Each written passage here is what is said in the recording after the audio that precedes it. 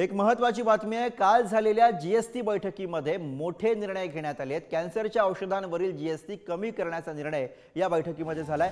कॅन्सरच्या औषधांवरील GST 12% 5% आणण्यात आलेला आहे। नमकीनवरील जीएसटी 18% 12% करण्याचा निर्णय झालेला आहे। वैद्यकीय विम्याच्या प्रीमियरवरील जीएसटी कमी करण्याच्या विचारासाठी एक समिती स्थापन करण्याचा निर्णय सुद्धा झालाय। शैक्षणिक संस्थांना मिळणाऱ्या अनुदानावरती कोणताही कर लावला जाणार नाही अशा पद्धतीचा निर्णय सुद्धा या बैठकीमध्ये घेण्यात आलेला आहे।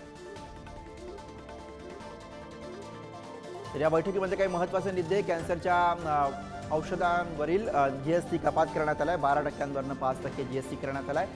नमकीन स्नॅक्स स्वस्त होणार आहेत, जीएसटी 18% 12% करण्यात आलेला आहे। तर विम्याच्या हप्त्यासाठी समिती स्थापन करण्यात आलेली आहे। Thank you.